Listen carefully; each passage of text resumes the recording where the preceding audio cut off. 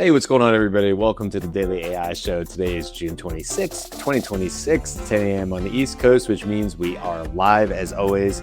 We do this Monday through Friday.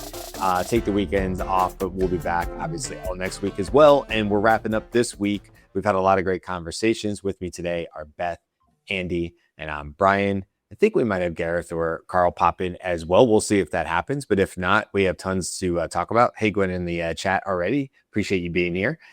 Everybody else that's joining us as well. So yeah, I think there's plenty to talk about. So let's get right into it. Beth, Andy, who wants to kick things off? Okay, I'm mad. Okay. There's a small company, a startup in AI called Topaz Labs, which has the state of the art really in image upscaling. You know, with retaining the fidelity of a blurry old image. And I'm an old guy. I've got a lot of old images. I'm putting all these things together. And I wanted to use Topaz Labs to do the upscaling of my photos. And I was going to build it right into the whole stack. Well, they got acquired by Adobe.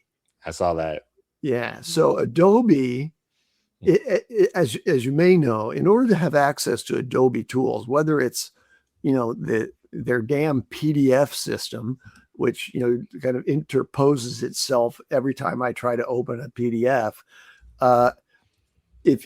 From that all the way to the Creative Suite, it's a very expensive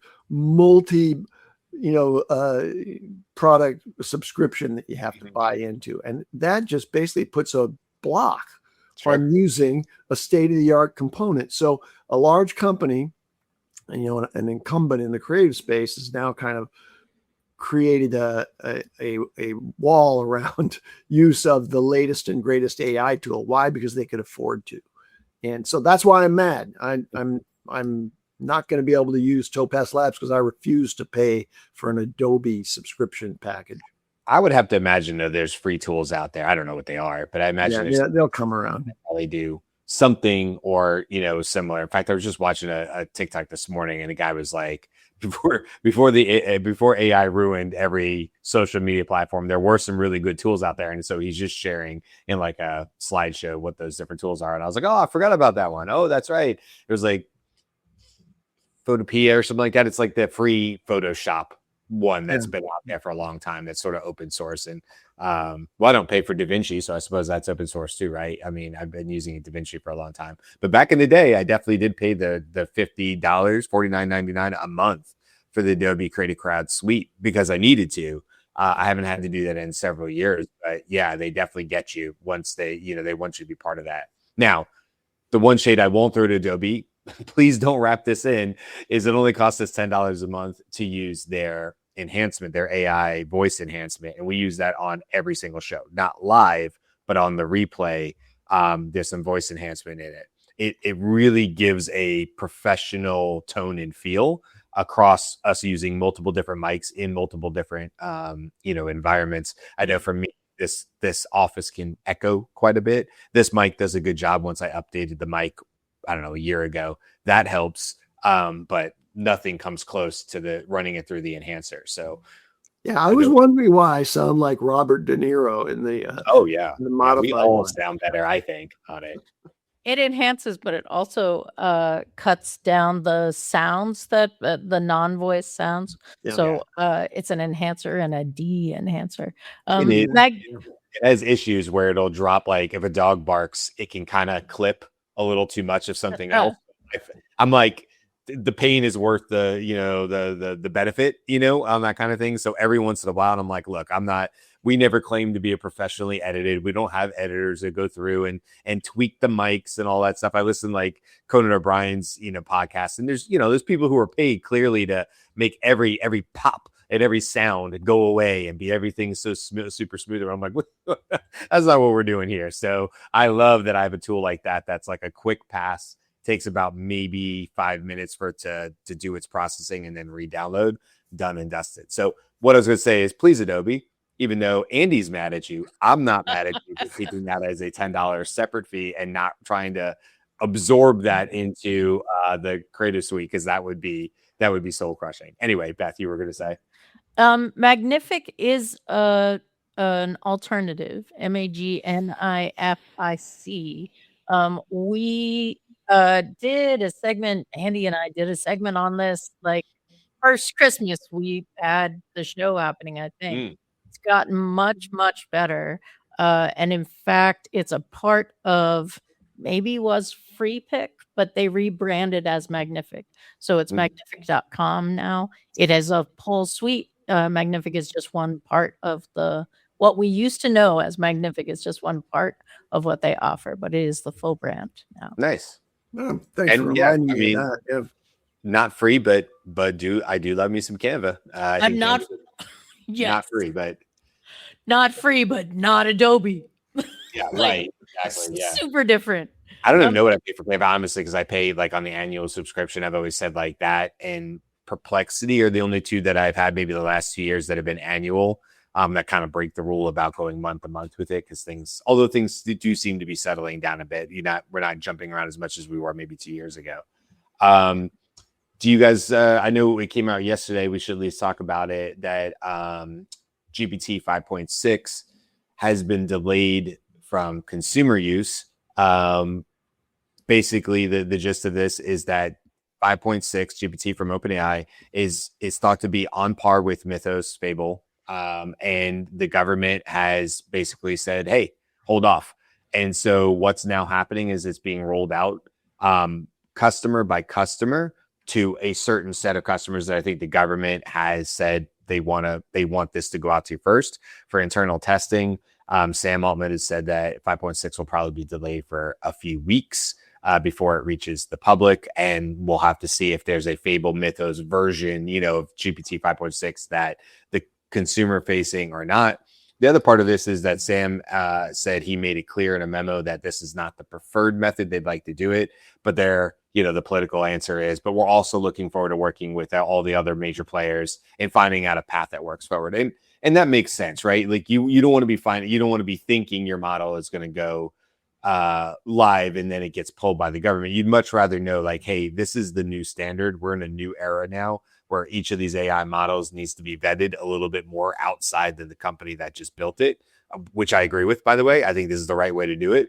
And what's that process look like? And I think Anthropic will benefit from that. Google will, and any other models that may come along the way. This is my opinion, obviously. But what they really need is a standardized practice that says at the point at which you submit it to the government for review, it goes through these steps. It goes through this. Once it's cleared on this, and this, then it is approved for public use or whatever. And I think that right now, because we're in this weird flux area and the garbage that came out of initially with Fable and Anthropic, it's like nothing seems to be super clear on it, but this is what we have for now. And I'll say at least it's good to see that all models are being treated seemingly equally in this way. If they have this level of ability, Mythos ability, I suppose. What's your guys' take on that? Good thing, bad thing? I don't think all models are being treated equally.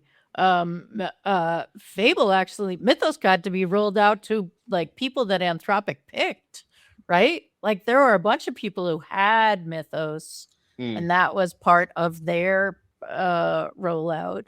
And then everybody got Fable, and then it got taken away. Right. And it got taken away in a way that we talked about yesterday, seemed to be very personal also, sure. Right? They're more likely to roll it out because they got to talk to somebody other than Dario because they thought Dario was a weirdo. Like, I'm not comfortable with the government's policy being no weirdos in conversation before sorry.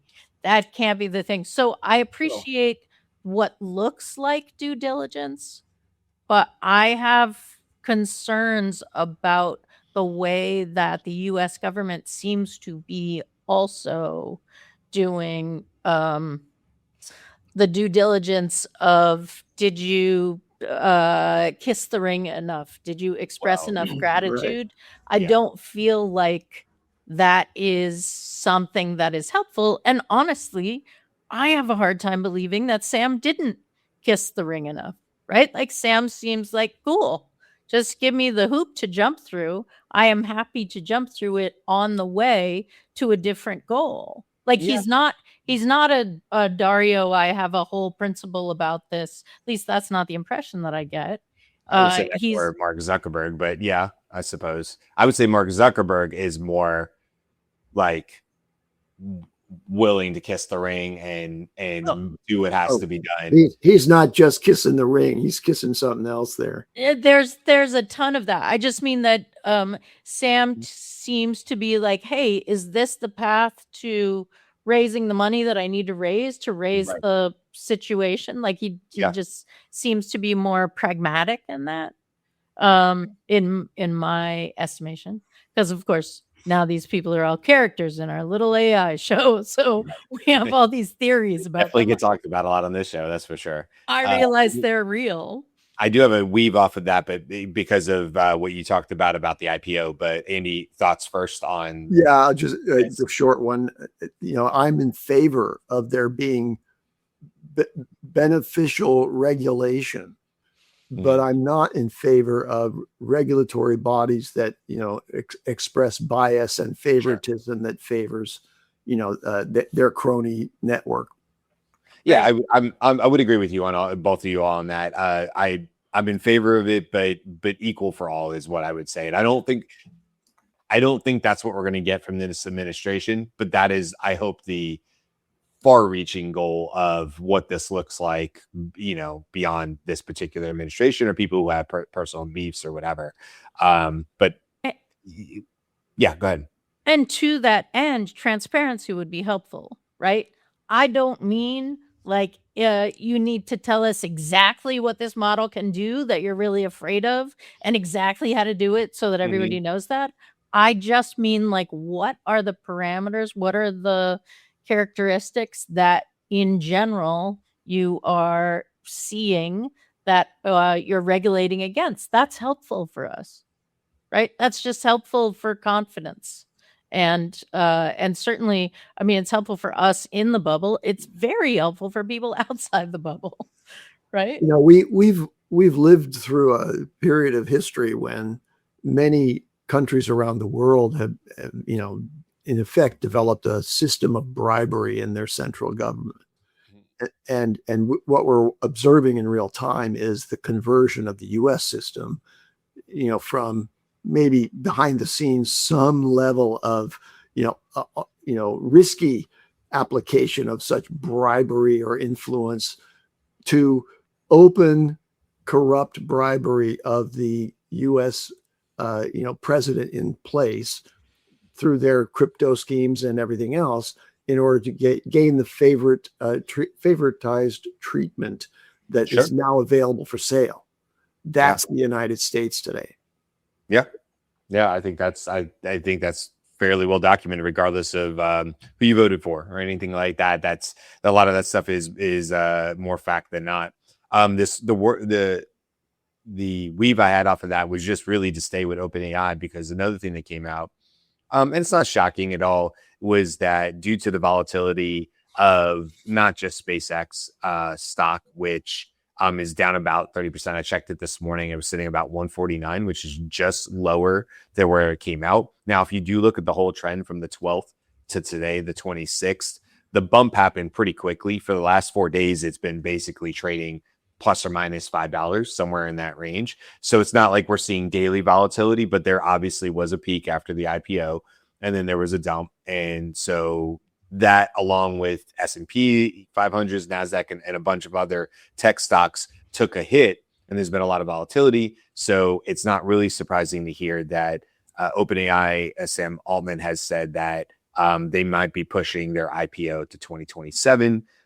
There was at least some internal messaging around that saying that the CFO wants to ensure a $1 trillion valuation, and that might not be possible right now. And again, I would probably agree with that. I also think OpenAI might be smart to wait. I mean, of course, it's a gamble, right? It could also be worth a lot less next year too, due to a whole lot of considerations. I mean, they are still massively underwater. I mean, they're upside down in terms of what they spend quarterly versus what they bring in. They're not even close. So there's that. They're going to have to keep raising money in order to even stay in business. But I'd be curious, because haven't we, and I'm not as up on this, but weren't we just talking about OpenAI is working towards their own chip manufacturing and things like that? Mm-hmm. And obviously that could very much shore up that side of it. We also know that for the last year now, they've been talking about physical products and some other things. Now, I don't know what was, I believe because they're working with Johnny Ivy on that, Johnny Ivy, right? That those,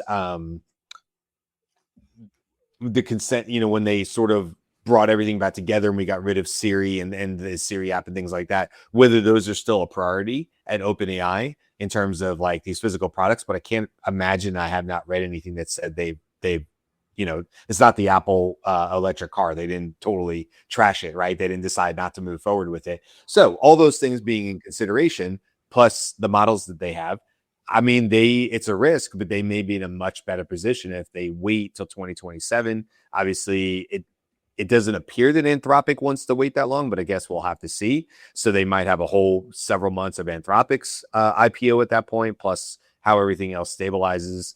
And, if they truly want that $1 trillion valuation, then it may not make sense to do that in 2026. I'm certainly no expert in this area at all, but from what I can tell, I probably would too. I probably wouldn't be rushing to an IPO right this second if I was OpenAI. So that's the other part of it that I thought was interesting from the last day or two.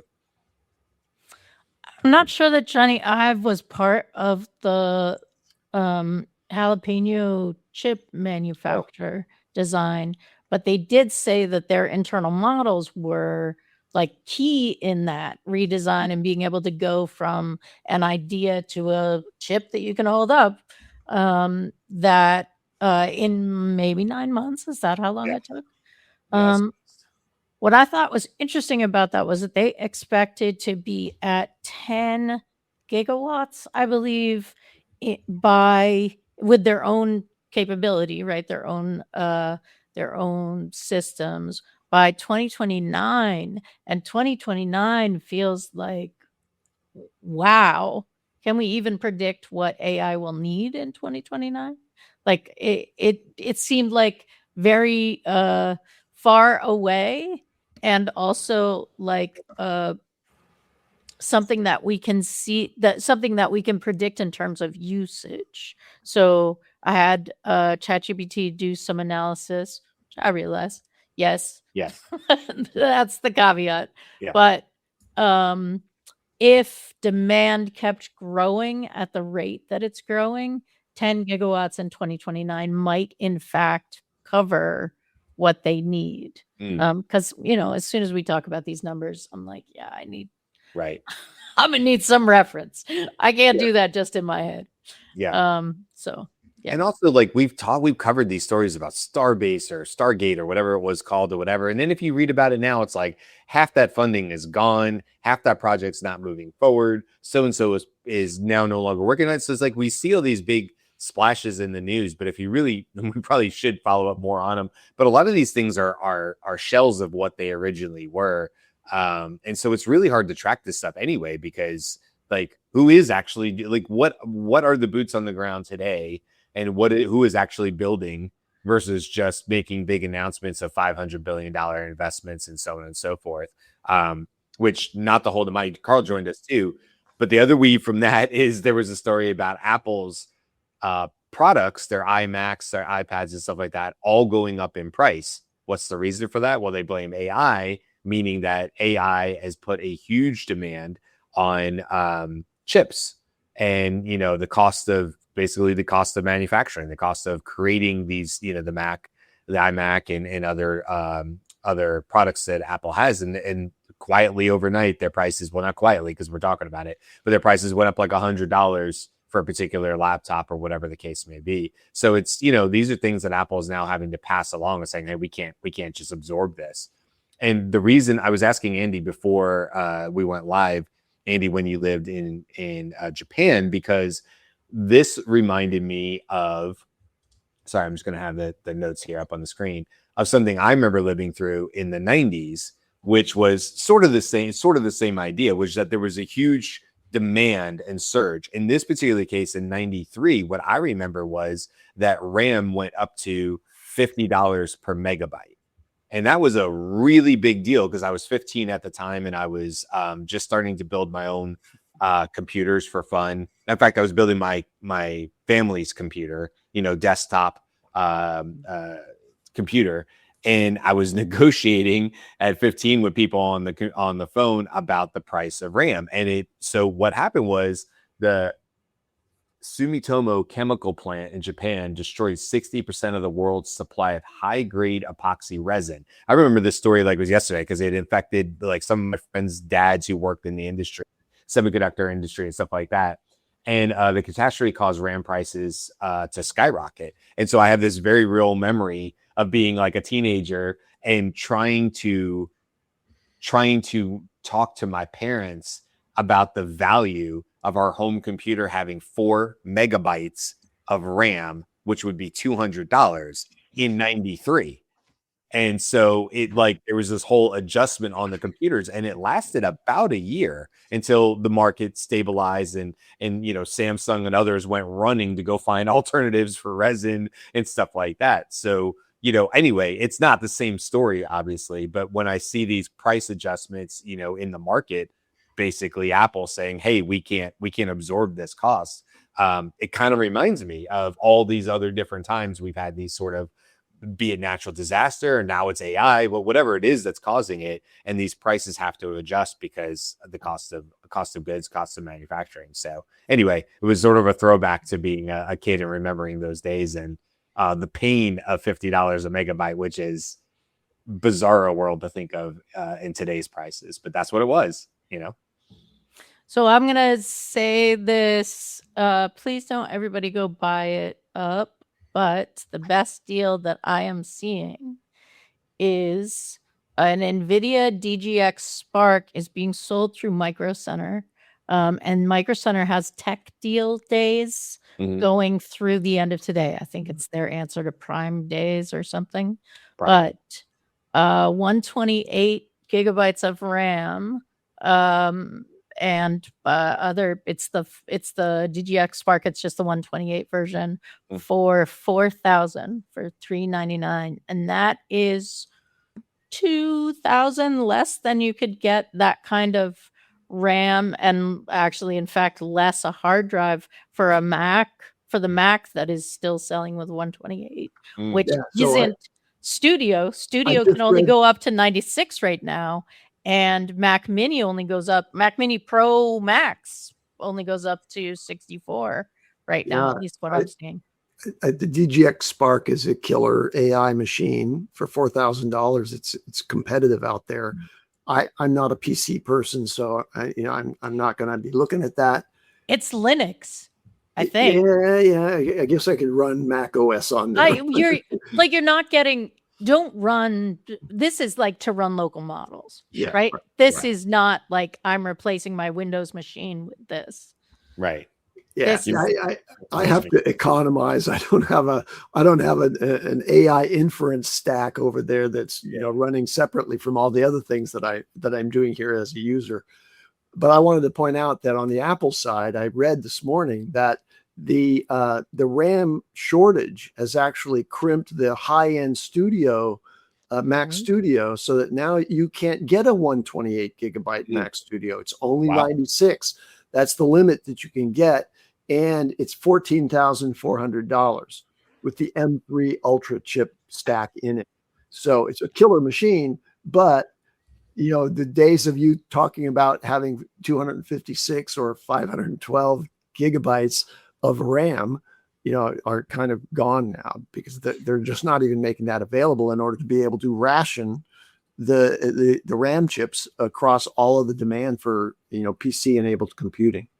And it's one of the things about the DGX Spark is that there's a cable that they also sell. I think it's under 200 right now, that you can, I would call it daisy chaining. It's probably not daisy chaining if you know what that actually means, but there's a way to connect multiple DGX Sparks so that it can function as a single unit and get you. That's true for Mac Minis, right? You can gang those things together.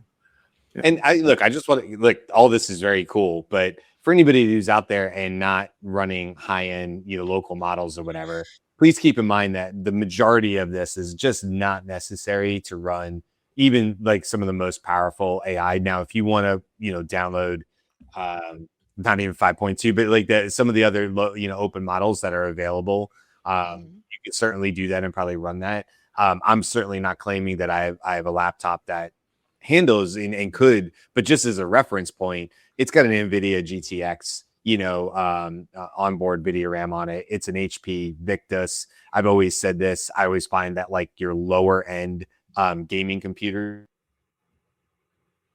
Ooh, Brian just vaporized. Oh, there he's back. Apple not happy about you. Talk about HP, Brian. Can I disappear? Yeah, you disappeared. So here's what I did. I creaked open my laptop to get the name of it and just the screen. And when I closed the laptop, I guess it was like, oh, we're not using that anymore. Shut down the computer. I was like, oh, there it goes.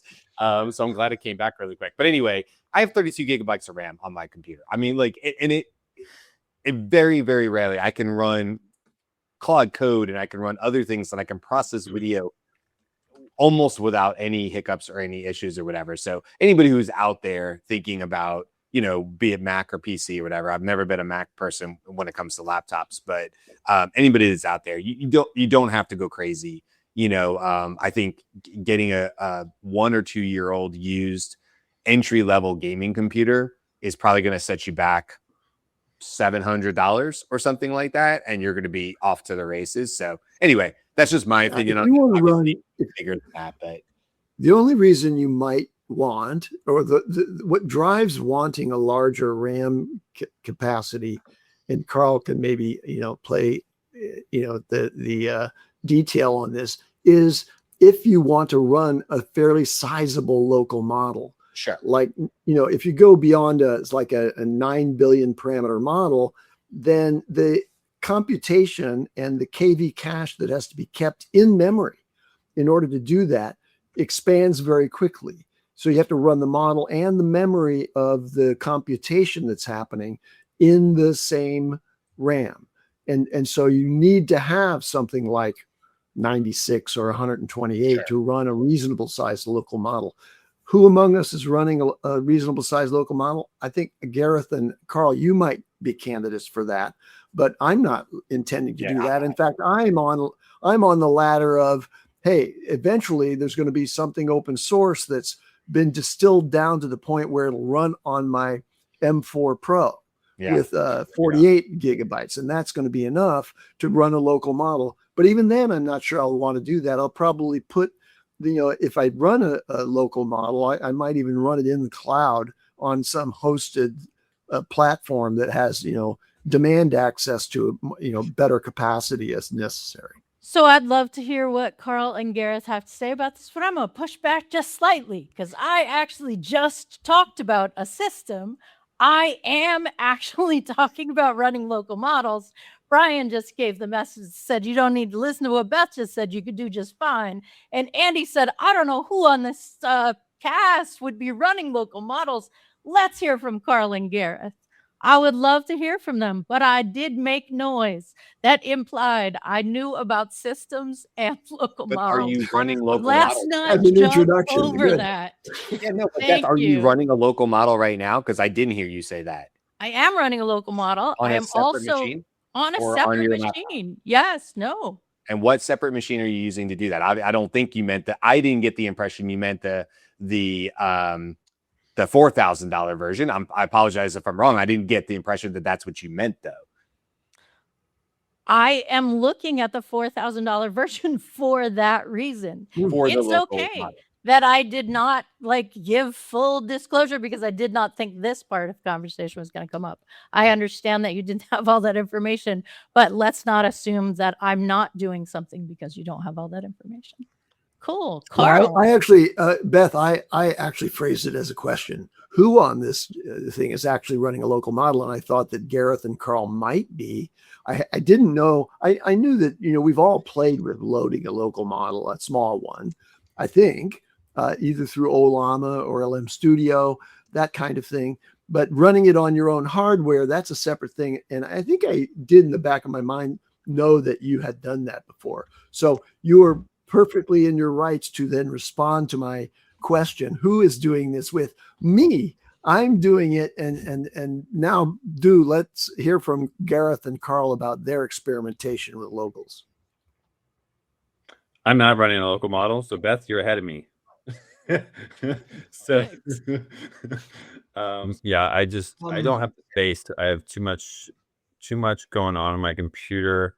When I've tried putting in the local models, it bogs it down, and I can't have my computer bogged down. And I mean, I could run it, but I'm fine with not running the local model.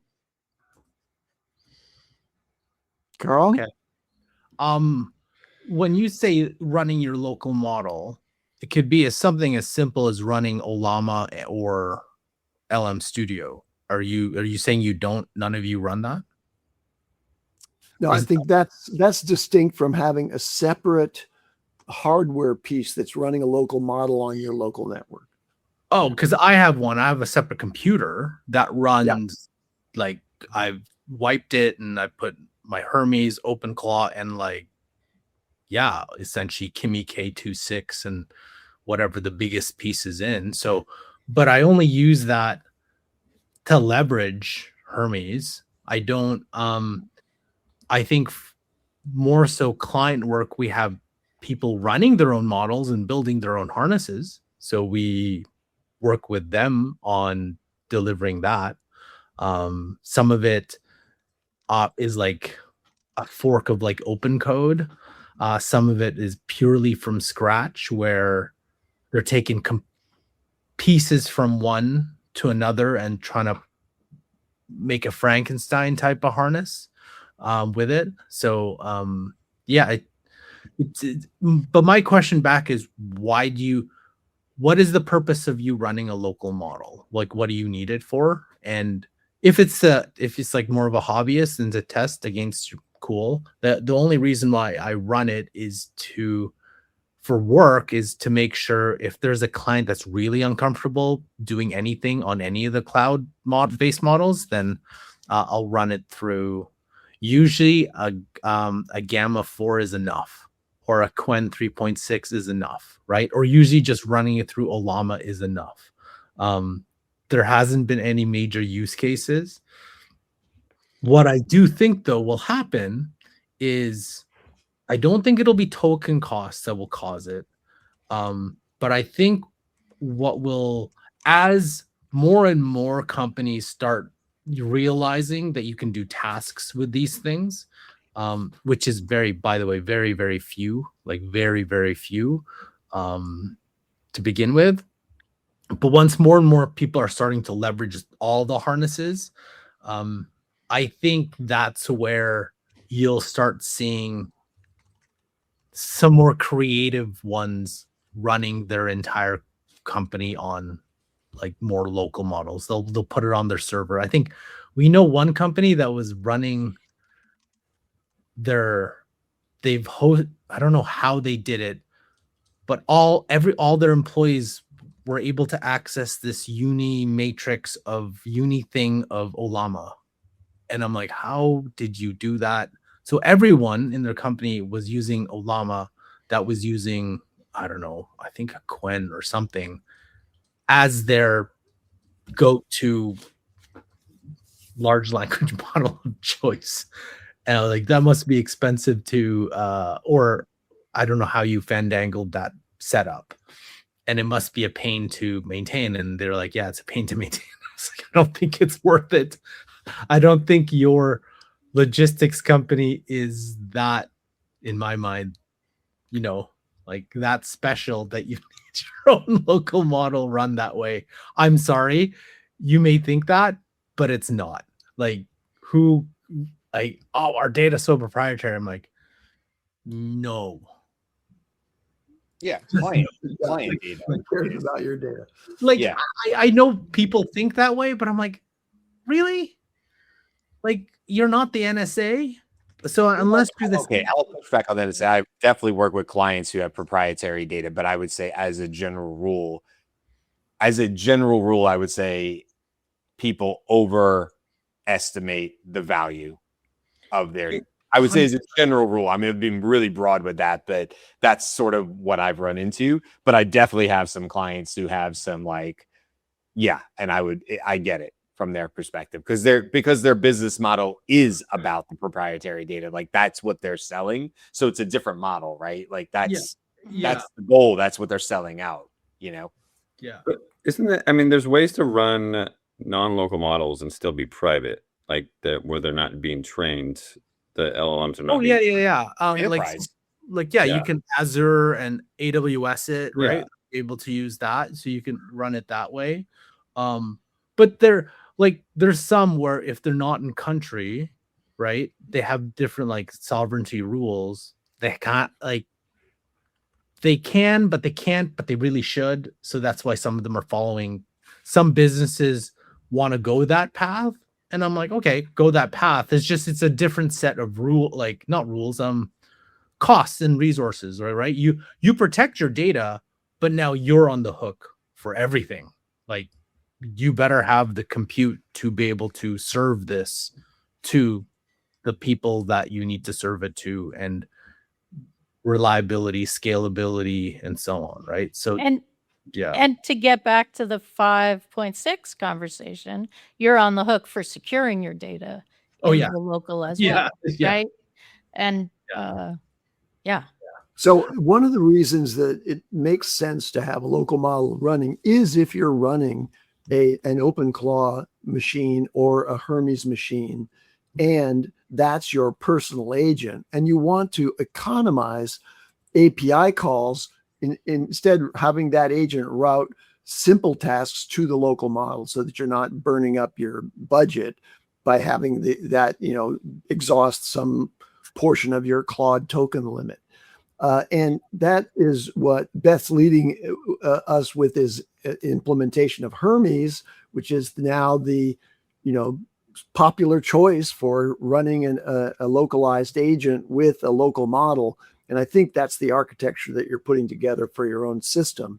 And I was interested in what you know now about what I read just this morning, which is the new one command /learn function in Hermes, which you can give it anything, a chat history, a document, a voice transcription of a description of something you want, and it will build a workflow, automation for that automatically, that's starting to get pretty intriguing to me, because while I don't personally have any workflows anymore, I'm retired. I could see myself or any one of you, if we were still back in the professional context or with consulting clients, wanting to perform fast delivery of workflow automations that actually take drudge work off of people's desks.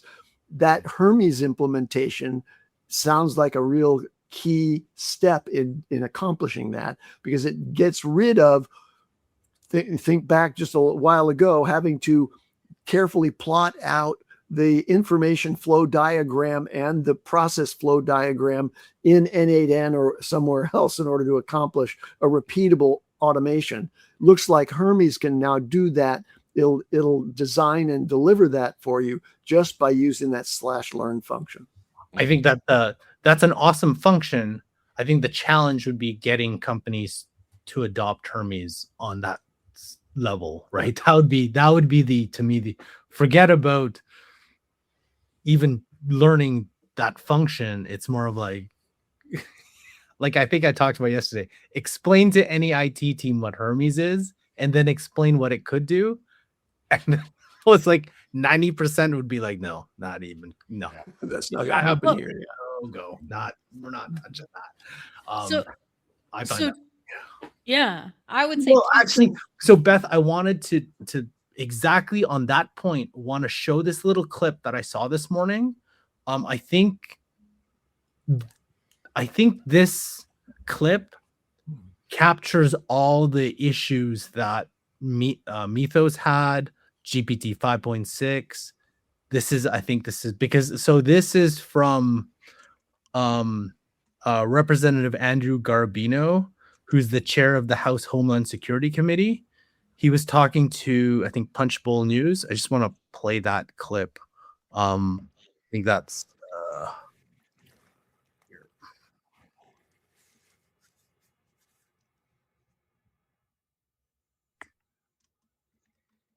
frontier models to be able to protect our systems. If I have seen Anthropic came in and actually gave our committee a demonstration on Mythos. I have seen what it can do. And Mythos is this, just so everyone knows, and they said, oh, it's the very high level Anthropic model. Yes. And they came in and they showed us what it could do, and it's scary. Like what? Give me. I mean, they came in and they showed us that it told us they told the model to find a vulnerability in a bank and empty accounts, and it then went and did it. It also then say find this vulnerability and fix it, and it did. It showed us that as well. Why are they showing you that? That seems to be like not a great case for that. Because the problem is Congress, as you said, we're very slow moving and we're usually reactive and not proactive. Right. So I think they're showing us that to be like, this is where we are, guys. Like, you can't wait for something like this to happen before you react, because that'll be too late. We have access to the models right now in America. China does not. China, though, we're hearing 3-4 months behind us. I mean, we can't defend concurrent. We can't. Anyway, so that keeps going on. They started talking about China and stuff, but I just thought it was really interesting when they talked about the bank vulnerability and then fixing the bank vulnerability, because I would assume, they have other examples too. And if you saw that, and then that trickles up, and I don't think it's even political too now. It's sort of like, oh, you've got a whole bunch of people, right?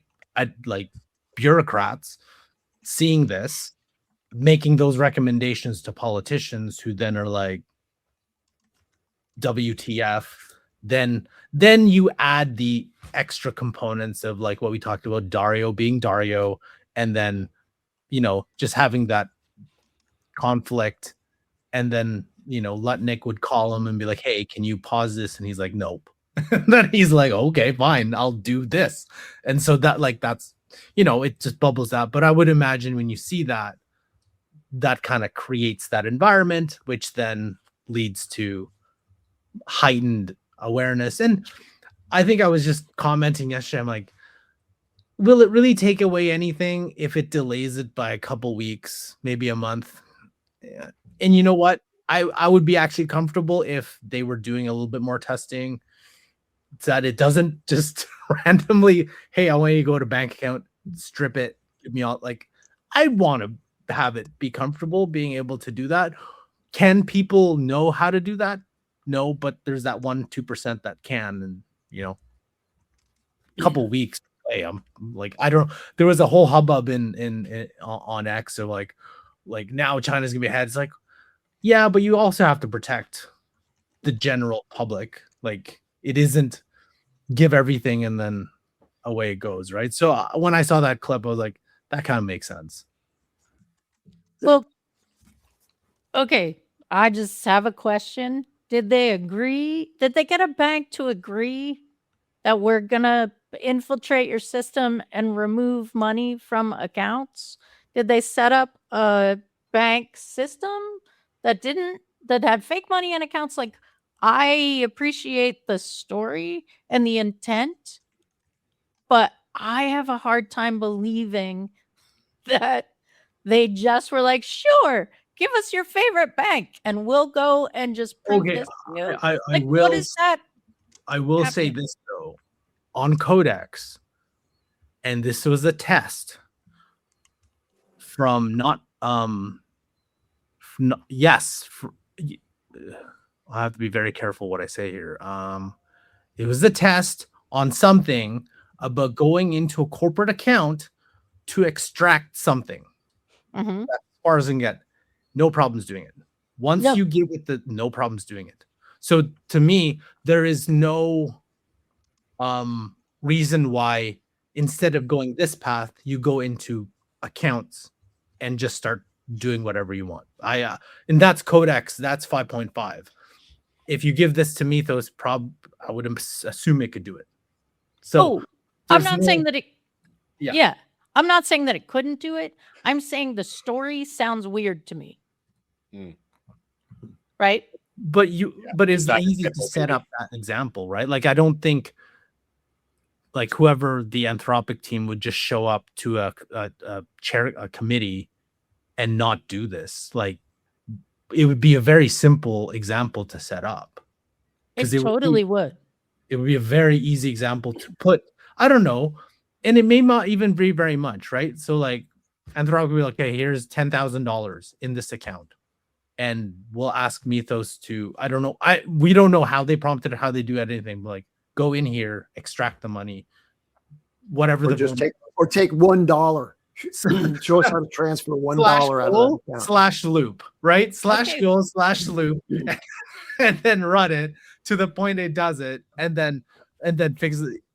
It would happen. I would love to see how they what was the instructions to do that. Yes. And I'm in no way saying like, I agree these models are capable of doing this, and it is in fact what you do. You'd see a vulnerability, you'd prove that it's vulnerable, and then you'd run the fix, and then you'd prove that it was fixed, right? That is the structure. I'm just take $1 out is not empty the account as you set up an account with $1. It sounds like Beth, are you saying that the representative from the U.S. Congress might be dissembling somehow and saying something that's not true? Oh. Perhaps it's slightly exaggerated for effect, or has been spoon-fed to that person, for the impact. But I don't doubt that the models can do it either. I think that what's really good about what's happening in the environment right now is that we're developing a practice, a timing that allows these most advanced models that the U.S. may have a very short-term advantage with, to put up our defenses, to create defenses for our public, for our economic platforms, and harden them before these kinds of powerful AIs are out in the wild, which they will be, and are attacking those systems. So we're trying to put the fortress together first. And that's what those models should be used for first and foremost. And I think that's a good trend. And that's what Anthropic did, right? By giving Mythos to a wide range of security-oriented sort of already sort of classified data authorized companies out there that work with the US government to harden those systems against cyber warfare. I think that was the right step. And I think that we have to do that for banks and for personal accounts and all of that, because you could throw a big monkey wrench into the US society by doing something like mass ransomware that, exploit the vulnerabilities and just shut down your ability to do anything, USA, until you pay us $1 trillion or whatever. That kind of scenario is a nightmare and could happen unless we do the hardening effort right now and use our most advanced systems to do so. Mm-hmm. Canada too. Yep. But what's scary? Nobody wants to hurt Canada. Well, we'd probably be the first to get to test something and then attack you guys. Like, that's how I see it. That's Alberta only. Alberta is going to secede and then attack the rest of Canada. Yeah, that's exactly it. What's scary is and I saw this, is the power of AI without these guardrails. And if you don't think these AI companies don't have models without these guardrails, and you don't think the government, not to go into conspiracy theories, but we saw I saw right when ChatGPT first came out that you could get it to analyze governments and you could get it to do profiling on companies and stuff like that. And then they put up a lot of guardrails against all of that. But if you don't think that that's not still possible, I'm for, I don't know for a fact, but I can put 99% it's out there. They have it behind the scenes. before they put up the guardrails, or there's a way to remove the guardrails. And then I wonder if what that could be used on. But I don't want to go into that weird conspiracy like the AI is going to take over the world. But I think my take on this is just look at the rapid development of new models and capabilities just in this year. And we're just coming up to the halfway mark. And then look at Mythos 5.6 and realize that in 1 year's time, they'll be considered dumb models by some standards, some benchmarks, somewhere they'll be considered dumb models. That can you believe it could only do this or do that? So really the answer for me is that you have to get ahead of it. If they went in with the intention of scaring the government and then it kind of backfired and they took down their own model, which might happen, plus some other politics that plowed in it. But if that's what you felt like you needed to do to get the attention of a slow moving Congress, as the guy was saying in the video from Carl, then yeah, I would go into and I'd be like, what is the maximum scaring we can do? I would be if I didn't feel like I was getting their attention and I didn't think they were actually understanding what we were talking about. If you're a frontier model player, right? And you're like, I think they still think we're talking about better, right? Or written sentences or something. And you're talking about something fundamentally different about abilities and powers.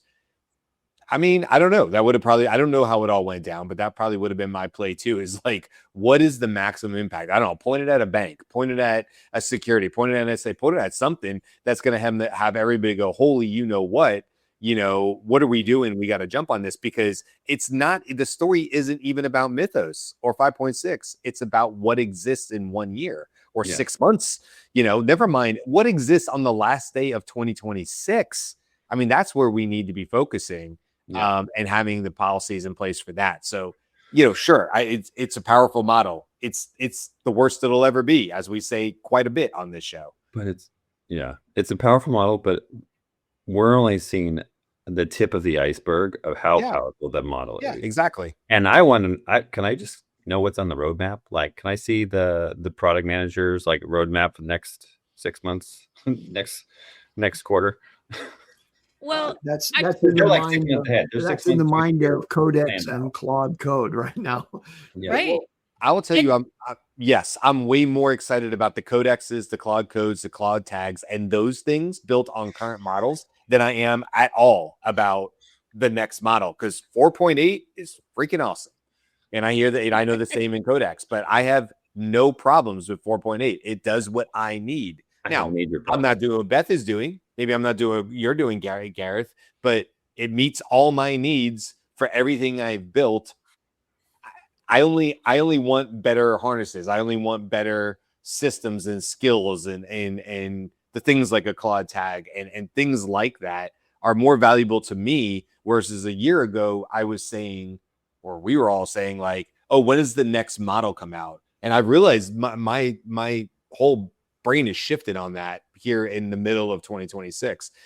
The models are already good enough for the vast majority of what I need. Sure. It's always fun to push the and edge for the public. And for sure. Yeah.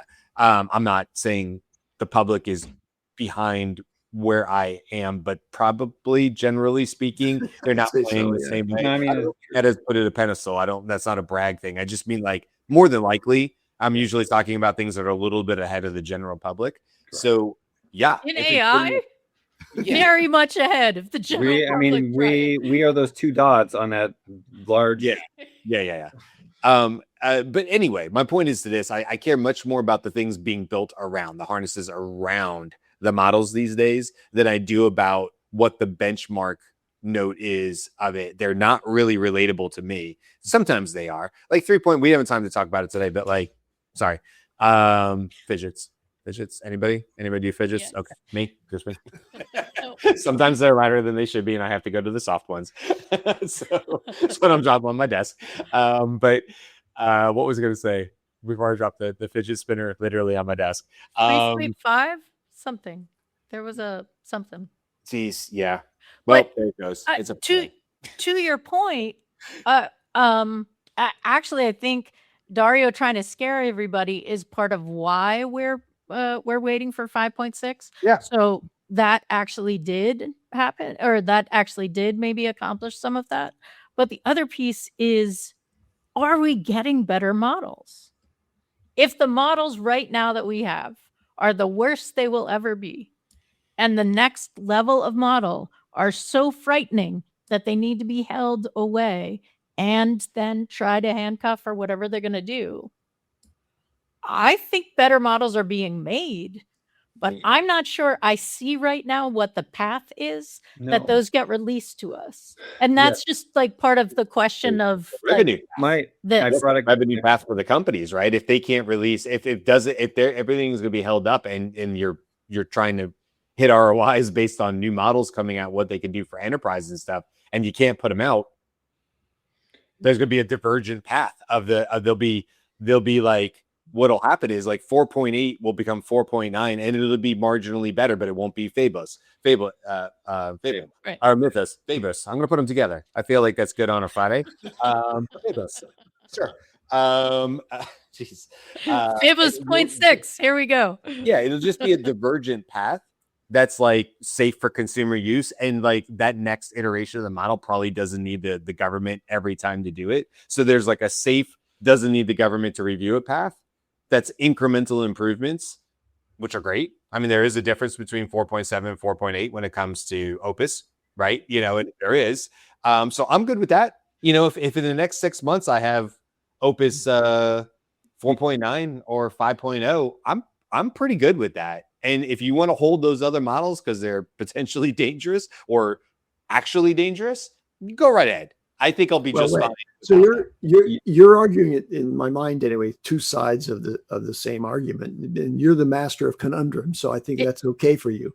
It's how you win the argument, Andy. If you're on both sides, do both sides. But I wanted to throw in that, you know, those models 4.7, Sonnet 4.6, 4.7, 4.8 are perfectly good enough for commercial monetization in application inside companies and for the general public. There's no need to develop the other models, in, you know, the most advanced models to make for the commercial case.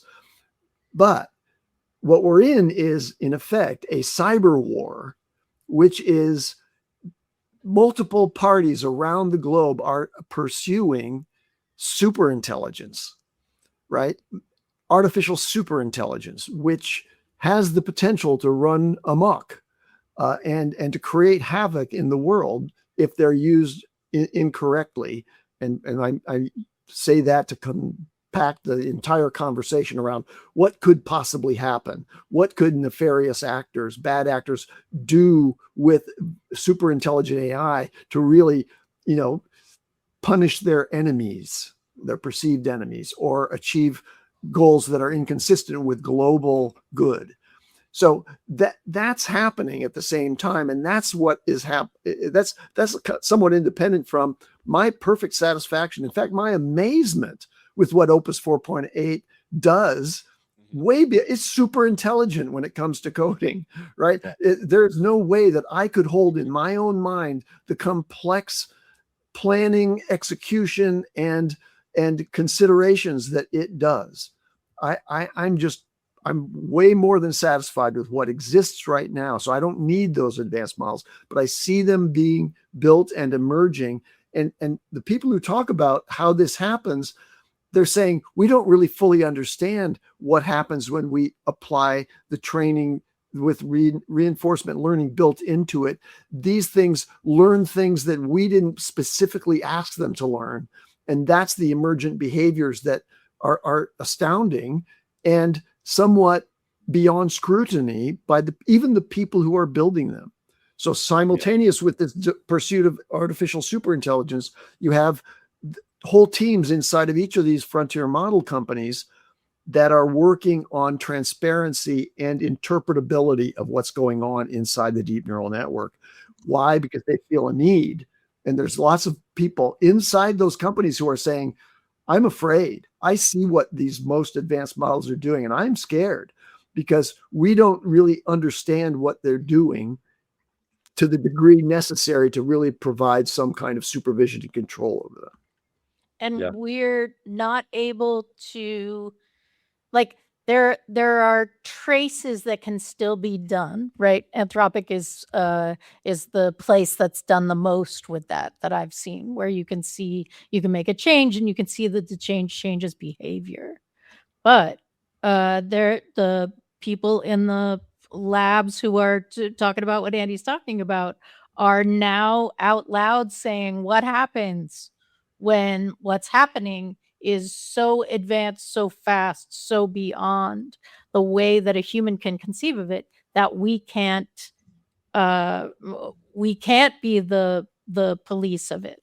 We can't handcuff it because we don't understand what it is. Yeah. Like we don't know where the arms are to handcuff, right? Yeah. And I mean, trying to bring it back because I wanted to bring this up. Like, we want to look at the numbers of the employees at the companies. And as a product manager, you have way too many employees to be just working on one release at a time. Like, that's a 5-person team, 6-person team. Well, sort of developers, but they're using Claude anyways to develop it. None of them are writing So, hand like, code. Right. you gotta really wonder what else is going on in the background. And I mean, obviously there is, because of just the number of employees. And even Claude runs on the smallest employee stack for what they're doing. Like, they're the most as far as like AI companies, they are the smallest team out of all of them.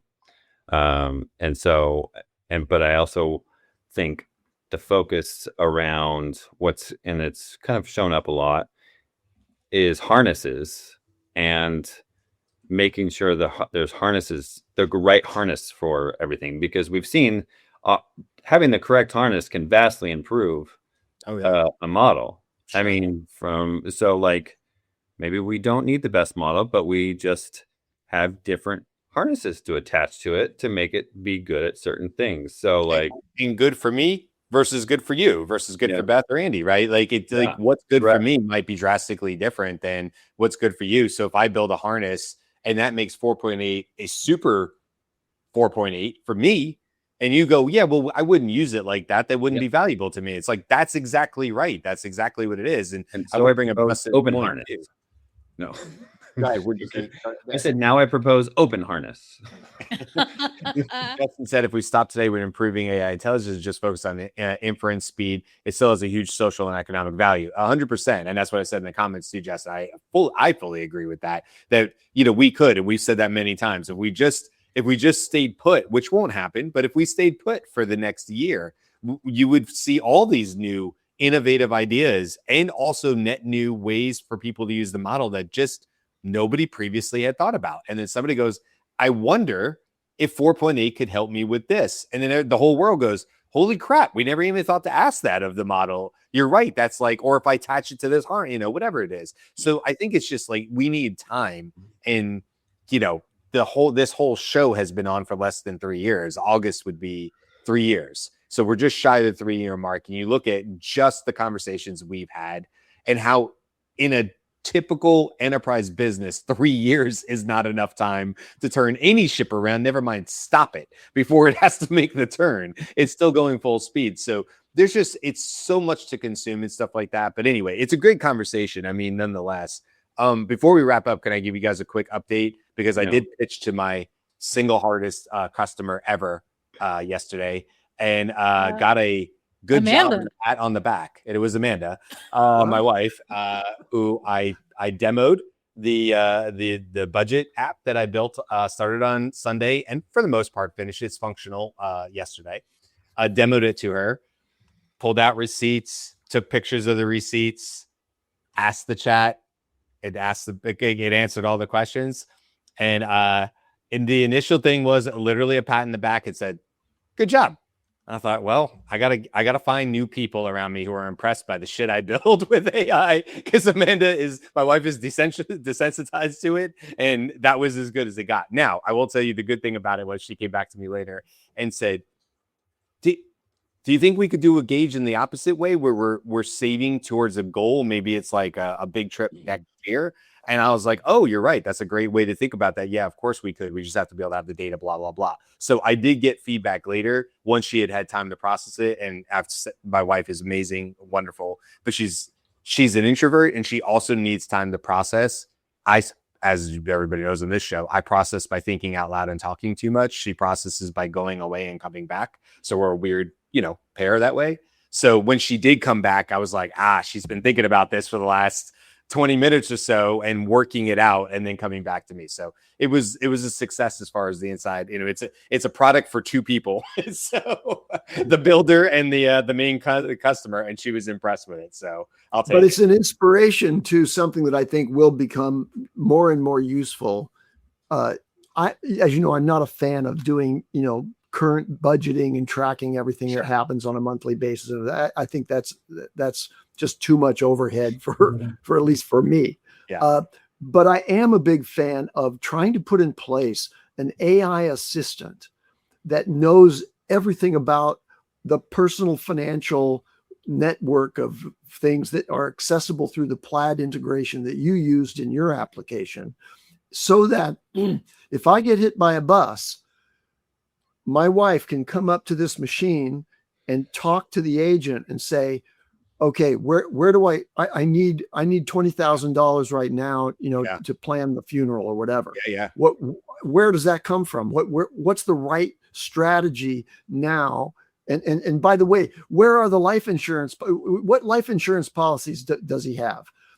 And that, that is all handled by me at this point. Yeah. So I know all that, and I have it on a Google sheet basically, but I want an AI assistant that can do this. And so I'm going to, on my to-do list is that specific application. It's the managing your finances thing, but not for day-to-day operation, but rather for what about the catastrophic situation where somebody needs to have access to everything that I know right now and I'm not available.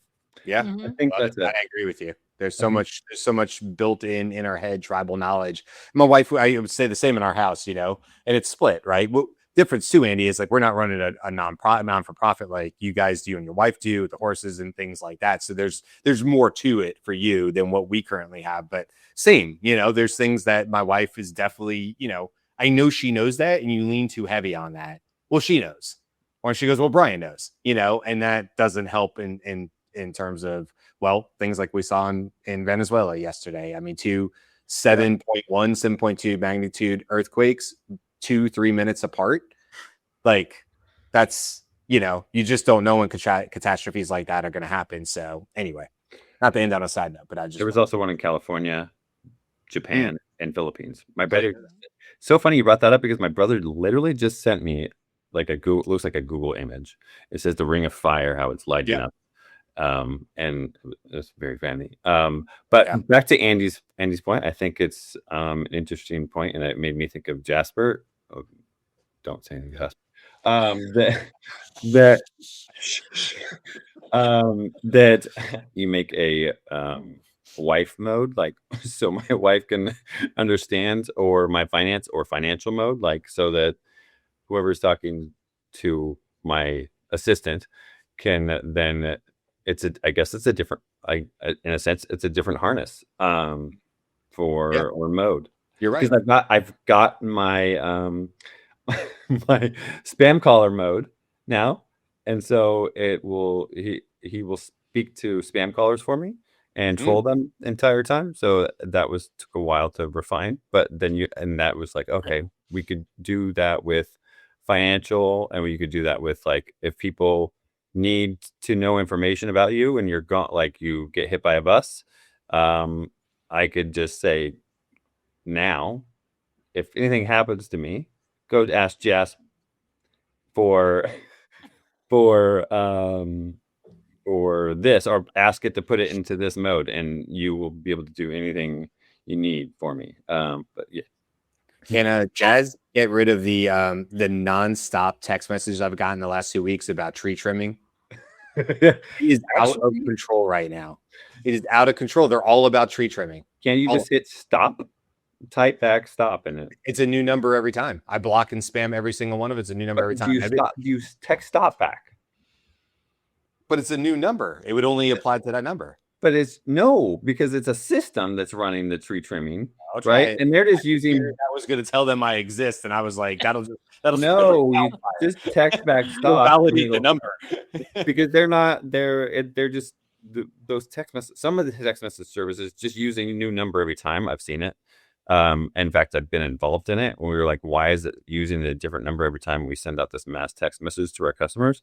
And so it's a system that's doing it. It is super annoying. I'll tell you that. Anyway, I was just curious if Jazz, who I'm giving the team to, your assistant there, if Jazz can handle that, because I could probably pay you for that right now. They're so annoying. So, I just told you just as pointing out, $5. if you said yes, it would also stop. If you let them trim your trees.